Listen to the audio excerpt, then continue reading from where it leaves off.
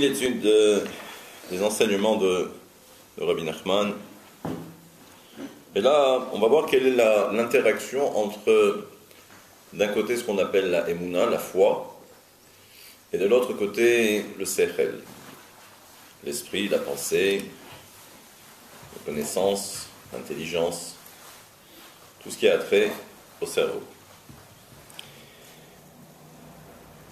Donc là, il commence par nous dire que il va désigner ce qu'on a appelé la première fois cette notion de halal panoui. Donc cet espace vide pour créer ensuite à l'intérieur les mondes spirituels. Cet espace vide, c'est ce qu'on va appeler en fin de compte la notion de Malchut. Malchut, qui est la notion de royauté. Et pour l'instant, Rabbeinu va simplement nous dire que, et ça on le savait déjà, que c'est ce qu'on appelle Mida Aharona. C'est la dernière mesure. Alors, pour vous rappeler un petit peu, il y a ce qu'on appelle les 10 séphirotes. Et la dernière séphira, c'est la séphira de Malchut. Donc il nous dit que c'est à l'intérieur justement de cette séphira de Malchut que l'on a créé cette notion de vide. Mais il va expliquer.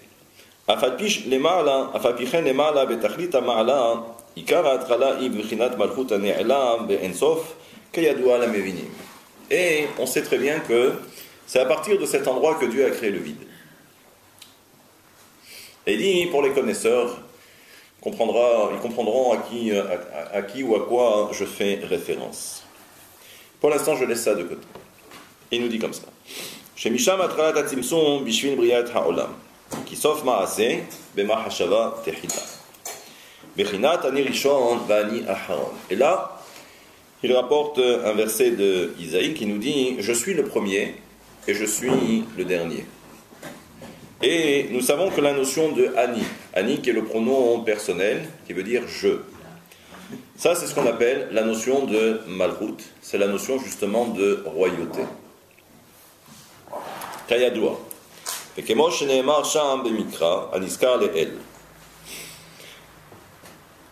il continue et il nous dit Aïnou. Ki kshe'akadosh baruch hu yitbarach ratza livro et ha'olam istakel bechokhmato hakeduma. Là aussi, on va voir que c'est quelque peu sibyllin, c'est quelque peu complexe. Il nous dit que avant que Akadosh Baruch Hu ne crée les différents mondes, Akadosh Baruch Hu a regardé sa propre sagesse, sa propre chokhma. Sheim shar le'asigo yitbarach beshum chokhma ou beshum sechel ou beshum tevuna ba'olam.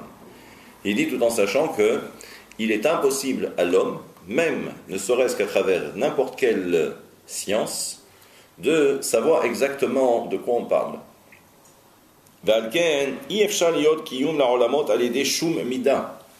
Il nous dit en fait, et là ça paraît étrange, il nous dit que même l'existence des mondes ne peut intervenir à travers aucune qualité ou à travers aucune mesure. Quand je parle de qualité et quand je parle de mesure, je parle de séphirot. Une séphira par définition, c'est un réceptacle. Lorsque l'on va créer les mondes, donc les mondes, c'est à travers justement ces différents réceptacles, tout en sachant que chaque réceptacle fait référence à un dévoilement de Dieu.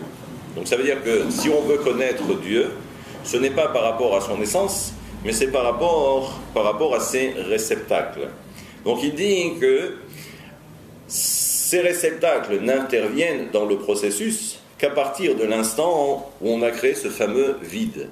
Mais il dit, mais ce qu'il y avait avant, au moment où Dieu décide de créer l'univers, ça veut dire que on a comme l'impression que Akadosh Baruch Hu a posé la question à sa propre sagesse, à sa propre chokhma, tout en sachant qu'à son niveau et à ce niveau-là, la notion de réceptacle n'existe pas. Parce qu'un réceptacle, par définition, ça vient limiter quelque chose. Mais à ce niveau-là, il n'y a pas de limite. Il n'y a pas de limite. Et ça veut dire que même l'entendement humain ne peut pas comprendre ce qui s'est réellement passé à ce niveau-là, parce qu'il n'y a pas de limite. je peux comprendre quelque chose, un objet, que par rapport à une certaine limite, par rapport à son volume, par rapport à sa couleur, par rapport à ce qu'il est. D'accord? Mais au niveau de Dieu, pour l'instant, ça n'existe pas. Donc, lorsque Rabbeinu nous dit que Dieu a posé la question à sa propre chokhma, à sa propre sagesse, mais là, ça ne veut pas dire qu'on a limité quelque chose, parce que la limite n'existe pas. C'est l'infini. J'espère que vous avez saisi. שאי-אפשר להיות יתברך בשום חוכמה ובשום שכל, ועל כן אי-אפשר להיות קיום לעולמות על ידי שום מידה.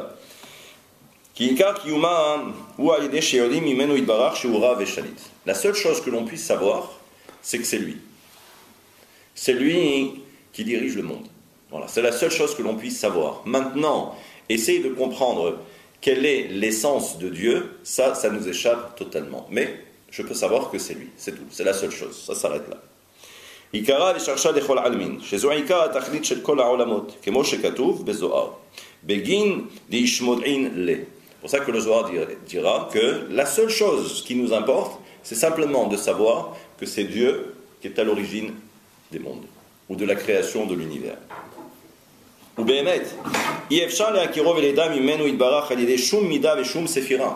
On ne peut pas connaître Dieu réellement au niveau de son essence à travers ce qu'on va appeler les midot ou à travers la notion de séphira. Mida en hébreu qui veut dire une mesure. D'accord? Ki im al yedei emuna. Si ce n'est qu'à travers la foi. Et c'est l'objet du cours de ce soir. Ça veut dire Shei bechinat malchut, shei techilat atzimtzum. Donc si on a bien compris, et vous allez voir qu'il va y avoir un parallèle entre ce qu'on appelle la séphira de Malchut, donc qui est la royauté divine, mais tout en sachant que Malchut également s'apparente à la notion de foi. Ça veut dire, si vous avez bien compris tout le raisonnement et vous en avoir besoin pour la suite, pour la compréhension de la suite, ça veut dire quoi? Ça veut dire que lorsque Dieu crée le vide, donc autrement dit c'est un espace, on a dit au départ que c'était en son centre, c'est là-bas que Akadosh Baruch Hu va créer ce vide. Ce vide, à l'origine, était rempli. D'accord? Simplement, on a fait le vide. Cet endroit-là s'apparente à la notion de Malchut, c'est-à-dire c'est la foi. Ça veut dire, si vous avez bien compris, c'est que lorsque Dieu crée le vide, il crée la foi. Il crée la foi. Et ce qu'on va découvrir maintenant, vous allez voir. Shei techilat atzimtzum, she'al yada ikar idgalut kol hamidot. Et il dit ensuite, ce n'est que en créant le principe même de la foi, ou le vide, qu'à l'intérieur, Akadosh Baruch Hu va créer les mondes spirituels. Autrement dit, le principe des séphirotes, le principe des réceptacles, lesquels réceptacles vont ensuite recevoir la lumière de Dieu et vont donner justement la lumière de Dieu en fonction de certaines situations ou en fonction de certains événements. Pour être plus précis, lorsqu'on nous parle de chesed, lorsqu'on nous parle de la bonté c'est un réceptacle, c'est-à-dire qu'elle a sa propre lumière. D'où justement la notion de chesed. Parce que qu'est-ce qui donne la coloration au réceptacle? C'est la lumière qui est à l'intérieur. Cette lumière, elle est pourvue de cette notion de chesed. Et pour la rigueur, eh bien, ça sera une autre lumière. Et ça veut dire qu'ensuite, c'est un jeu de lumière en fonction des événements. Donc ça veut dire que Dieu se dévoile dans la création ou dans l'histoire en fonction justement des événements. Tantôt il peut être chesed, tantôt il peut être également rigoureux. La notion de din. Et ainsi de suite. Mais ça veut dire que ce qui est à l'origine justement de tous ces dévoilements de Dieu intervient à travers ce vide. Ce vide qui s'apparente à la foi. Et vous allez comprendre, doucement, doucement.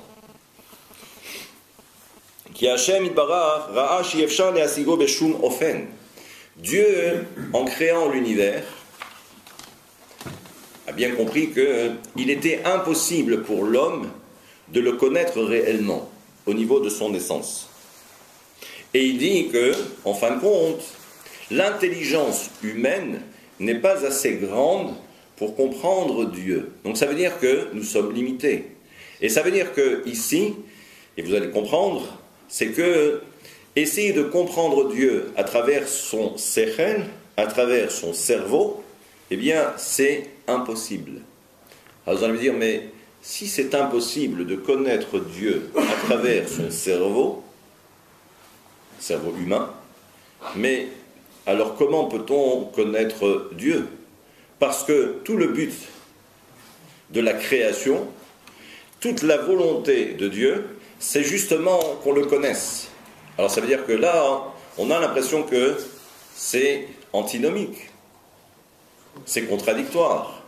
Si tu me dis que je ne peux pas te connaître à travers mon cerveau, et que tout le but de la création, c'est justement que tu me connaisses, à ce moment-là, il y a un problème quelque part. Donc ça veut dire qu'il y a une autre façon de connaître Dieu. Et ça, c'est ce qu'on va découvrir.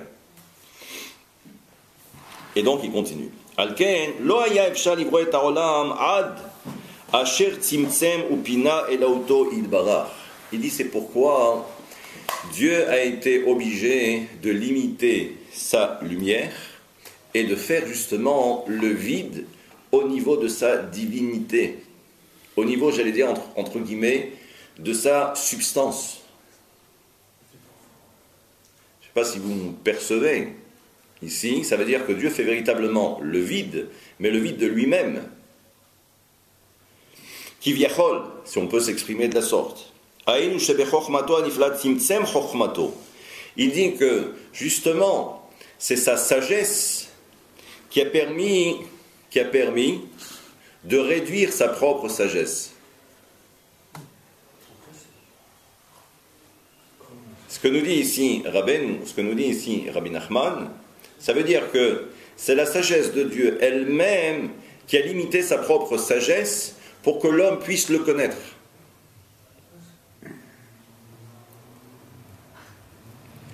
C'est très puissant ce qu'il dit. C'est très puissant ce qu'il dit. Parce que déjà, on a du mal à comprendre. Et pourtant, là, c'est un langage qui est compréhensible, mais qui nous dépasse. Donc ça veut dire que, pour faire simple, lorsque Dieu décide de créer ce vide, il crée toute notion de sagesse et d'intelligence, le reliant à lui-même.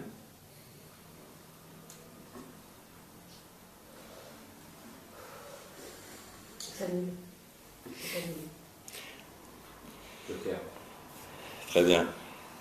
Comme si en fin de compte, à l'intérieur de ce vide, il n'y a plus, j'allais dire, aucune connaissance intellectuelle, et je pèse mes mots, aucune connaissance intellectuelle ou un cheminement intellectuel de Dieu. Et il ne reste à l'intérieur que la émouna. Il ne reste que la foi. Il ne reste que la foi. En fait, il ne demande pas de comprendre, mais simplement de croire. Il y a deux choses. C'est pas qui. Là, il faut bien comprendre. Il faut bien comprendre. C'est que ce que va dire Rabbeinu, ce que va dire Rabbi Nachman, c'est que tout le cheminement est contraire à ce que l'on aurait pu imaginer. Mais je ne veux pas pour l'instant dévoiler l'enseignement de Rabbeinu, de Rabbi Nachman. Mais ça veut dire que pour comprendre Dieu, ce n'est que lorsqu'il y a ce vide. Sinon, si la présence de Dieu, telle qu'elle est avant la présence de ce vide, pour l'homme, ça serait impossible de le connaître. Parce que ça dépasse notre entendement. Et il va dévoiler au fur et à mesure. Donc soyez un petit peu patient et vous allez voir. שברא כוח בעולמות והנבראים שיהיה להם שכל ודעת להאמין בו יתברך בלי שום שכל. Et ça veut dire également que lorsque Dieu va créer les mondes, il va créer les mondes de telle sorte que chaque monde puisse percevoir Dieu sans qu'il y ait à l'origine une quelconque, j'allais dire, vision intellectuelle de son créateur.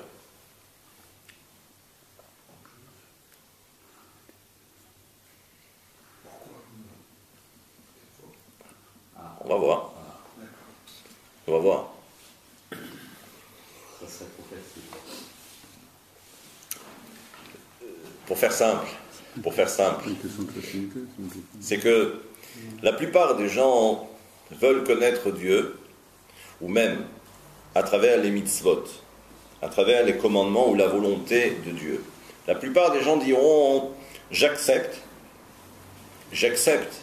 de mettre en pratique les commandements de Dieu à condition que je comprenne. Non, mais ça ne marche pas comme ça. Alors, très bien, ça ne marche pas comme ça, très bien.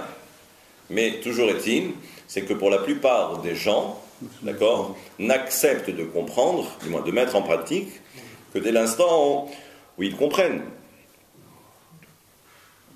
Où ils comprennent, c'est-à-dire le bien fondé de la chose. Qui plus est, lorsque le commandement, j'allais dire, a l'air maintenant quelque peu suranné. Suranné, ça veut dire que, ça y est, on n'est plus au Moyen-Âge. C'est-à-dire que maintenant, on n'est plus dans l'ère du temps. Donc, c'est-à-dire que ça devient maintenant archaïque. C'est moyenâgeux. Donc maintenant, on me demande d'accomplir quelque chose qui ne correspond plus à l'ère du temps. Donc, ou sans comprendre. Oui, également sans comprendre. Donc, au moins, même si c'est moyenâgeux, mais il va falloir peut-être m'expliquer. À partir de là, je peux consentir à mettre en pratique. Mais d'abord, il faut que quelqu'un m'explique. Au niveau des mondes, lorsque Akadosh Baruch Hu crée les mondes, il les crée de telle sorte que les mondes eux-mêmes ne se posent même pas la question. Pourquoi voulez-vous qu'on se pose cette question? Non, c'est l'enseignement de Rabbein. Oui, d'accord. D'accord. Et j'attends la réponse. Pourquoi voulez-vous qu'il vous réponde? D'accord, c'est là.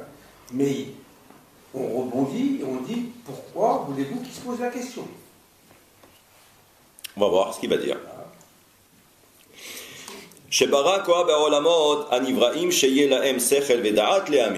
C'est-à-dire que Dieu a mis en place ce koach, cette force dans les mondes spirituels, justement, pour qu'ils aient l'intelligence nécessaire de ne pas se poser la question.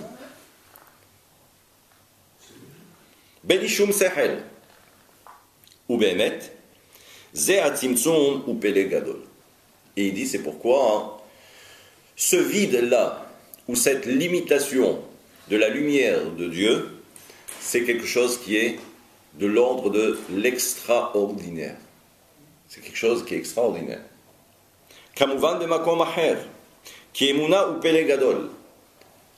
Et là, il nous dit que la foi, c'est du domaine du miracle.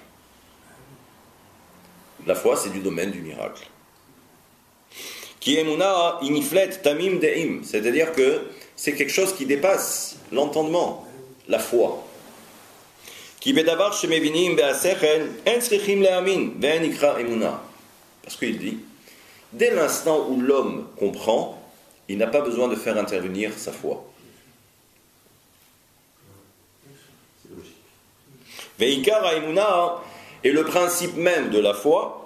Ou bema she'en mevinim be'asechel. Il dit, c'est justement lorsqu'on ne comprend pas et qu'on accepte. Parce que ça nous dépasse. Ça veut dire qu'en fin de compte, c'est la foi qui prend le relais dès que la raison ne peut plus intervenir.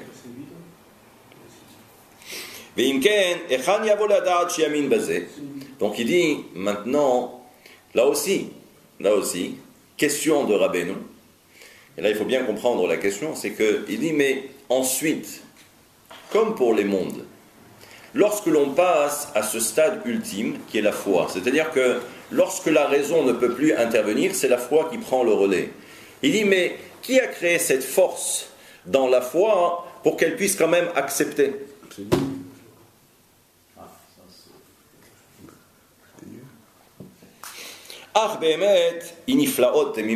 Il dit ça, ça dépasse l'entendement, c'est extraordinaire, c'est miraculeux.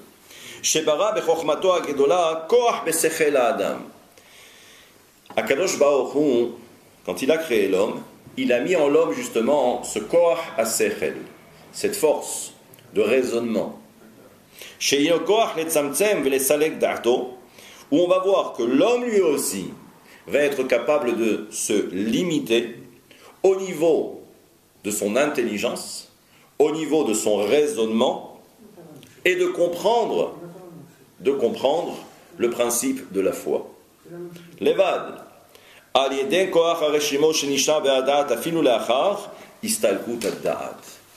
Si vous avez bien compris ici, c'est que ce qui est valable, j'allais dire au niveau de Dieu, pas au niveau de Dieu, mais au niveau de la création, au départ, le commencement, lorsque Dieu fait le vide, on a vu que Akadosh Baruch Hu fait le vide en lui-même, mais cela implique qu'on va retirer de son substrat cette connaissance de Dieu lui-même, qui est l'infini.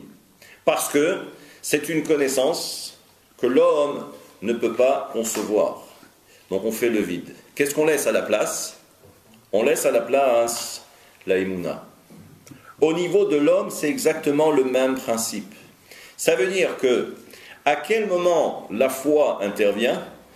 C'est lorsqu'elle fait place au vide, qui est le raisonnement humain. Et il fait le plein. Et à ce moment-là, il va à nouveau faire le plein, comme pour la création des mondes. Et vous allez comprendre. Qui allié dédié au chazé, mazalé chazé. Qui afal picheno mevin adavar besichlo, afal pichen mevin merachok, sheraou lo leamin. Et là, donc, la question qu'avait posée Rabbeinu, il dit que même si l'homme consent à mettre de côté son raisonnement et permettre à ses émounas de prendre le relais, il dit parce que dans son fort intérieur, il a comme le sentiment que c'est ce qu'il faut faire. Pourquoi? Parce que c'est de cette façon que l'homme a été créé. Et que Dieu a donné et a mis en place ce koach, cette force justement d'accepter le principe de la foi, et tout en ayant le sentiment que c'est ce qu'il faut faire.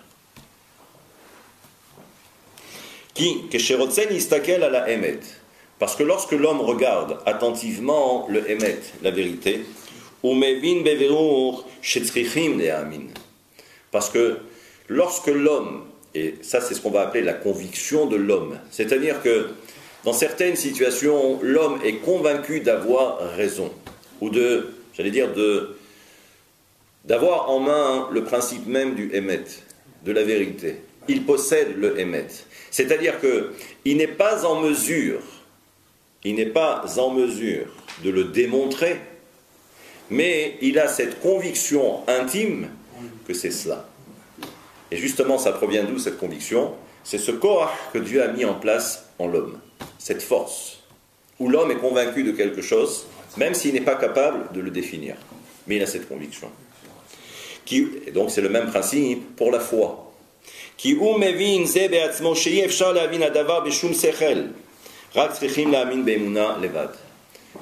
donc l'homme comprend qu'il y a certaines choses où je n'ai pas besoin de comprendre.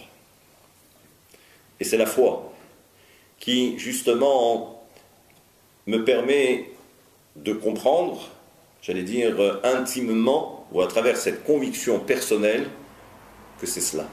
Je suis dans le vrai. Aïnu sheikar aïmuna talud be'emet. Aïnu, afalpi she'enu mevin adavar besichlo klal, afapilchen keshirtsen istakel al emet, yavin merachok sheraou lo le'amin, be'ashem idbarach ou be'atzadikim be'chayotse. Donc il dit à partir de ce moment-là, lorsque l'homme a cette intime conviction, alors il comprend que il y a des choses qui sont importantes, comme la connaissance de Dieu. Quand je dis la connaissance de Dieu, non pas être capable de définir Dieu, mais de savoir que c'est Dieu qui existe. C'est lui qui existe, et c'est lui qui est à l'origine de cette création. Création du monde, de l'univers. Be'aklal. Sheimuna ou Yesod Kol HaOlamot. Et donc la foi, c'est le fondement même de tous les mondes, Kula. Veyesod Kol HaTorah Kula. Et c'est également le fondement même de toute la Torah. Ki Hashem Yitbarach Kivyachol Lo Haya Yachol Le'atchin Nivro Shum Olam Ad Shebara Techila Et Midat HaEmuna. De'ainu She'in Koach Be'asechel Le'amin Be'aemet Af Al Pi She'eno Mevino Klal. וזה עיקר בחינת תחילת הצמצום שנמצא החלל פנוי, דהיינו שצמצם אלוהותו כביכול שהוא השכל. כי השם יתברך הוא עצם החוכמה, et je passe, דהיינו שמאמין באמונה לבד והאמת בלי שום שכל וחוכמה. Donc ça, c'est ce qu'on a vu jusqu'à présent. Maintenant, si je vous pose la question, alors comment est-ce que l'on peut arriver véritablement à la connaissance de Dieu? En s'abandonnant. Très bien, j'entends. Et ça veut dire quoi, s'abandonner? Peut-être pas le terme, c'est peut-être pas le terme que j'aurais choisi, mais je comprends le sens. Alors, comment créer le vide? Comment créer le vide en soi? Qu'est-ce que ça veut dire se mettre en retrait? Préciser, parce que là, maintenant, ça devient beaucoup plus ténu. C'est-à-dire que, j'allais dire que là, il y a une démonstration. D'accord? Il y a une démonstration. Donc, ça veut dire que maintenant, il va falloir coller, j'allais dire presque au texte. Et être capable de donner une définition qui soit la plus adéquate possible. Pour essayer de comprendre tout le cheminement au niveau de ce raisonnement proposé par Rabbi Nachman. Par Rabbeinu. C'est-à-dire pour avoir accès à Dieu, la Emouna, c'est justement la seule fenêtre que l'on puisse avoir pour avoir un lien avec Dieu. Très bien. J'accepte. Vous acceptez la seule? Hein? Puisqu'on a le mot la seule?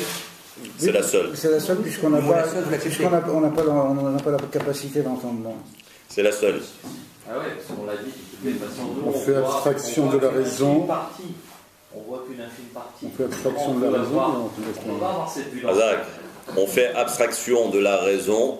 À partir de ce moment-là, on peut maintenant, j'allais dire, raisonner entre guillemets sur Dieu. Le côté rationnel disparaît. Mais oui, parce que c'est tout le même principe. On fait d'abord le vide. Mais ça veut dire que l'homme également doit faire abstraction de son sechel, comme Dieu, Yachol, si on peut s'exprimer de la sorte. Dieu, même au niveau de son sechel, de son existence même, au niveau de son sechel, Hakadosh Baruch Hu a fait le vide pour laisser place à la Emouna. Et ensuite, ce n'est qu'à l'intérieur que Dieu va créer les mondes avec le principe des séphirotes. Tout en sachant que les séphirotes, c'est les différents dévoilements de Dieu. Donc ça veut dire que pour comprendre et pour assimiler les différents dévoilements de Dieu, je suis d'abord moi aussi au niveau de mon esprit de faire le vide et laisser place justement à la Emouna. À partir de là, vous allez voir que justement, Akadosh Baruch Hu va nous accorder un éclairage particulier pour qu'on puisse le comprendre et le connaître. S'il n'y a pas ce vide, s'il n'y a pas cette émouna, il ne peut pas y avoir de connaissance. C'est ce que va dire Rabbi Nachman. D'accord? Il n'y a pas de connaissance de Dieu possible. Donc ça veut dire que ce sont deux phases dans un même système. Et contrairement, j'allais dire, à l'humain, qui lui considère que la connaissance de Dieu doit se faire par l'intermédiaire de sa connaissance, du moins par l'intermédiaire de sa connaissance, de son raisonnement, de sa réflexion de Dieu. Ça, c'est une erreur. Et vous allez voir que non seulement c'est une erreur, mais plus gravissime en quoi, c'est que Rabbeinu nous dit que il y a des domaines auxquels l'homme ne peut pas accéder. Et ça veut dire que si l'homme veut aller au-dessus de ses propres limites, alors à ce moment-là, que se passe-t-il? On va tomber dans un autre travers que l'on verra beaucoup plus tard. Ça, c'est ce qu'appelle Rabbeinu, c'est ce qu'on appelle Ribouille Or. Ribouille Or, c'est la lumière trop grande. Dans la folie. Et ça veut dire que si la lumière est trop grande, trop importante, à ce moment-là, c'est ce qui s'est passé à un moment donné au niveau de la création de certains mondes, où les mondes ont fini par exploser.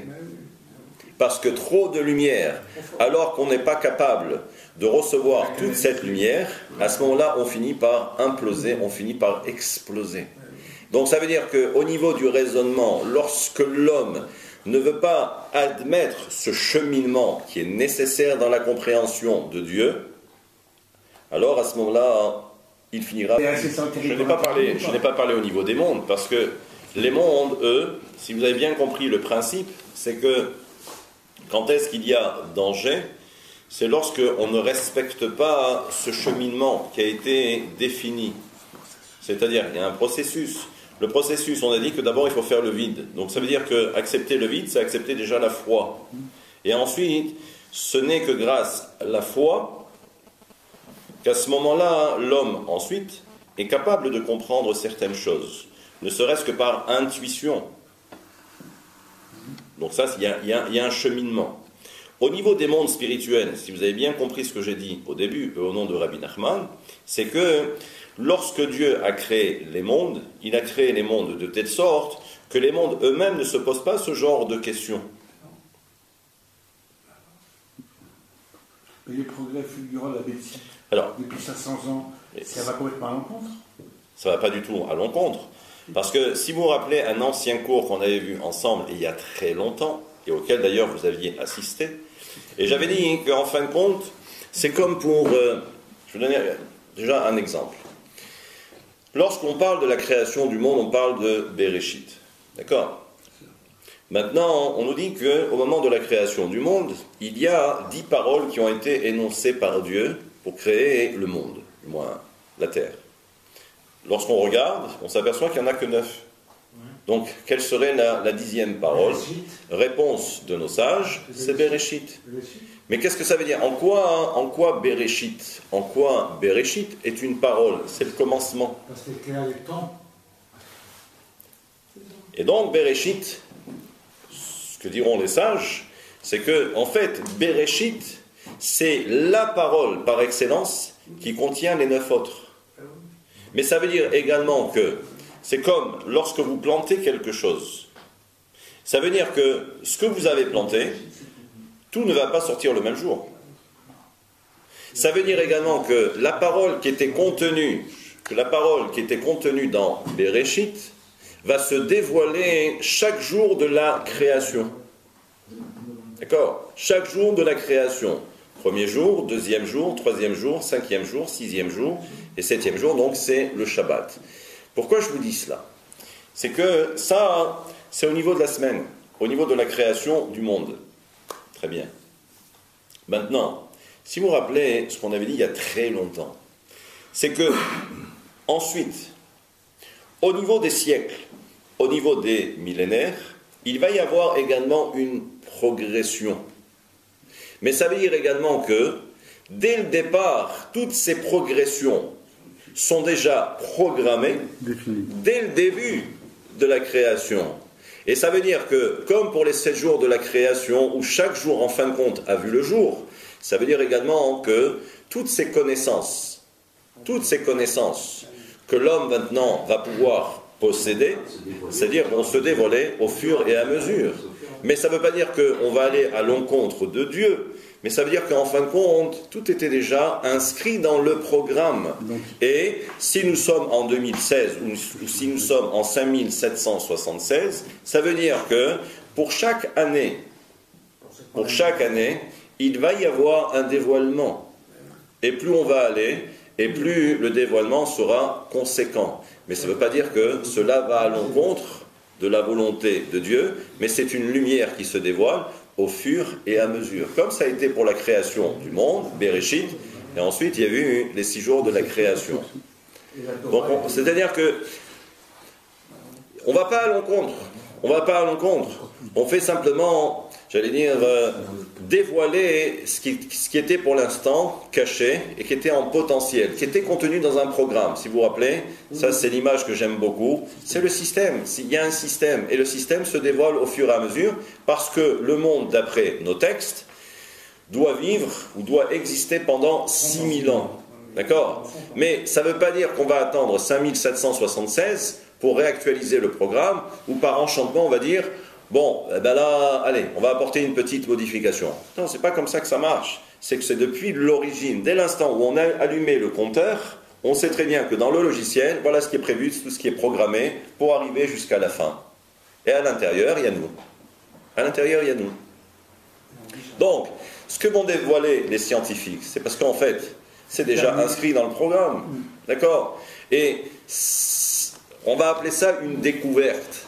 Alors, il faut bien appeler ça une découverte, parce que ce sont les hommes, ce sont les scientifiques. Mais en fait, si on réfléchit un petit peu, on s'aperçoit que c'est Dieu qui leur a donné la possibilité, d'accord, de découvrir certaines choses, mais parce que ça faisait partie du programme. C'est pas du tout sur les dinosaures. Il y a quelque chose que j'arrive avec lequel j'ai un peu de mal.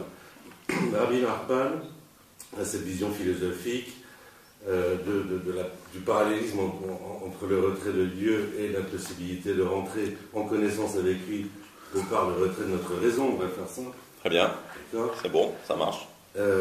C'est valable, on va dire, globalement pour toute la religion. Peu importe. Enfin, je dirais, quelque part, on trouve ça partout. Simplement, dans le judaïsme, et c'est ça qui est quand même singulier, on revient à une dialectique qui est pas comparable à rien, je veux dire, à travers le Talmud, c'est-à-dire un questionnement permanent. Alors d'un côté, vous avez ce rapport à Dieu qui est par le retrait de notre raison, pour finalement revenir en force avec les raisons pour tout remettre en question, puisque c'est ça finalement. Il y a une constante remise en question de tous les textes, etc. Pas remise en question, plutôt interrogation. Pas remise en question, interrogation. C'est comme si d'un côté, il fallait rentrer en contact avec le divin pour, en faisant abstraction quelque part de notre raisonnement, de notre intelligence, c'est clair. pour remettre en force notre intelligence, pour finalement remettre en question tout. C'est la spécificité du judaïsme. On le retrouve dans aucune autre religion. Notre avant, oui, peut-être vous appelez ça le commencement, donc ça veut dire qu'il y a eu quelque chose avant. On est en réalité dans un cycle. On est dans un cycle où il y a eu d'autres mondes. Parce que lorsque la Torah, lorsque les Chachamim disent que le monde est appelé à durer 6000 ans, mais ensuite, qu'est-ce que devient le monde? Il disparaît? Non. Pendant un millénaire, c'est fini, on n'en entend plus parler. On rentre dans un cycle. Mais tout en sachant que d'après certains, Rabbeinu Bechaye par exemple, nous dit qu'il y a eu d'autres mondes avant. C'est-à-dire des mondes comme le nôtre. Comme le nôtre. Donc est-ce que l'on a gardé l'enveloppe? Est-ce qu'on a gardé l'enveloppe et ensuite à l'intérieur on a tout changé au fur et à mesure? Oui. Ah oui, sinon on aurait si on a gardé l'enveloppe, donc ça veut dire qu'il y a des choses qui datent de bien avant. D'accord? Alors, l'enseignement de Rabbi Nachman.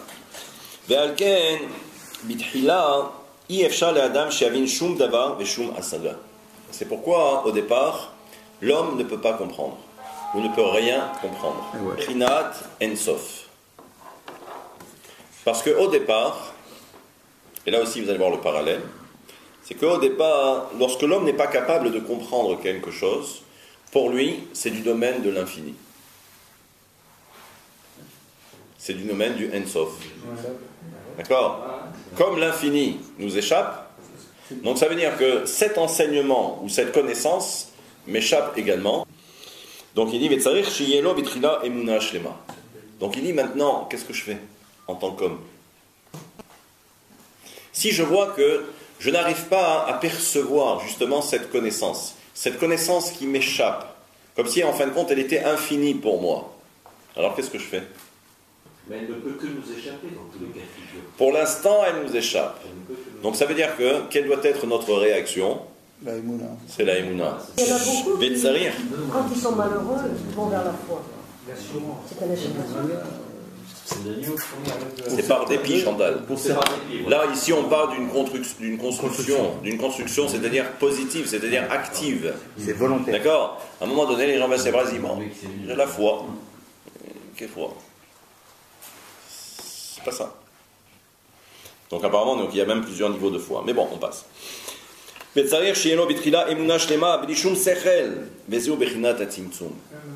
que vraiment, il faut que chez l'homme, ça doit être une constante de se dire j'ai la foi en Dieu. Que à tout moment et en toute situation, c'est-à-dire rester de marbre, d'accord, ne pas bouger, ne pas dévier, et se limiter à sa foi.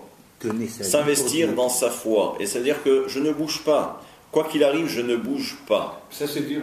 Et ça, c'est très dur. C'est pour ça que ça, il faut que ça soit une constante. Pour que ça soit une constante, eh bien, il faut que ça soit un travail sur soi. Et c'est pas aussi simple. En toute situation, je ne veux pas vous donner d'exemple, mais avoir à comprendre. Et il dit, ce n'est qu'après que l'esprit de l'homme sera en mesure de comprendre. Et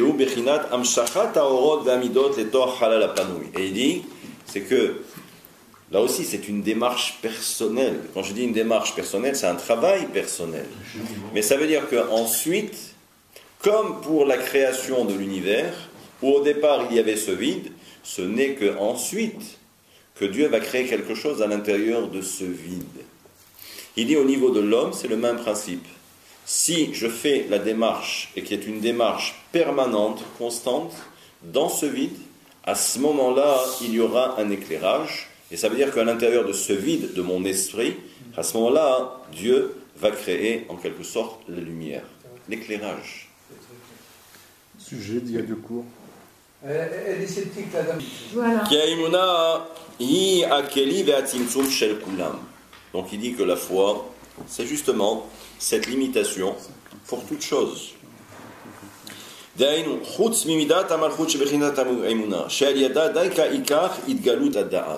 là, c'est là où je voulais en venir. Il dit que le dévoilement de la connaissance ne peut se faire que grâce à la foi.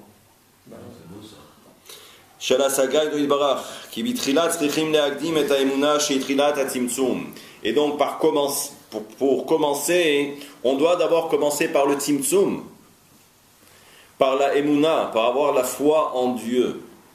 Et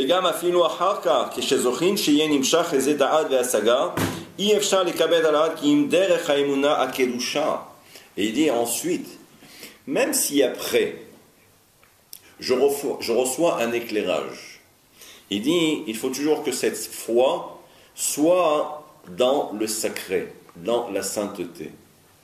Pourquoi est-ce que Rabbi Nachman nous parle ici de cette foi dans la Kedusha, dans le sacré? Qu'est-ce que ça vient faire ici, le sacré?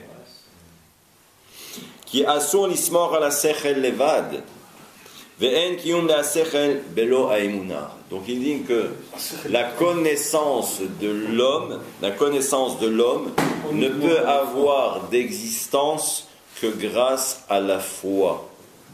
Pourquoi il nous dit ça? Parce que parfois, le sechel, l'intelligence, peut nous jouer des tours. Et si on n'a pas mis des garde-fous, que l'on va appeler la emuna, le sechel, l'intelligence ou le raisonnement peut s'envoler. Et si le raisonnement s'envole, à ce moment-là, ça devient quelque chose d'incontrôlable. Pour ne pas dire... Ça dit fou, mais c'est pas fou. Mais c'est pas faux. C'est ce qu'on va appeler le ribouille or. Mais ce qu'on appelle.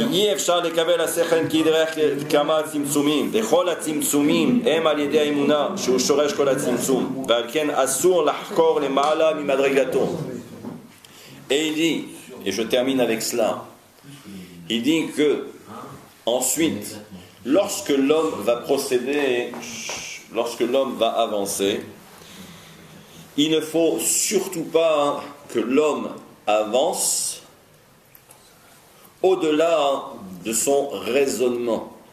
Comme si en fin de compte, on devait coller sa foi à son sechel, à son raisonnement. Un raisonnement qui va au-delà à ce moment-là, c'est l'anarchie. C'est l'anarchie. Bechinat ribui haor. À ce moment-là, la lumière devient trop grande et ensuite l'homme explose. Parce que lorsque l'homme veut courir à travers quelque chose ou au-delà de quelque chose qui le dépasse, et il ne veut pas s'appuyer sur sa propre foi, non seulement il va entacher sa propre foi,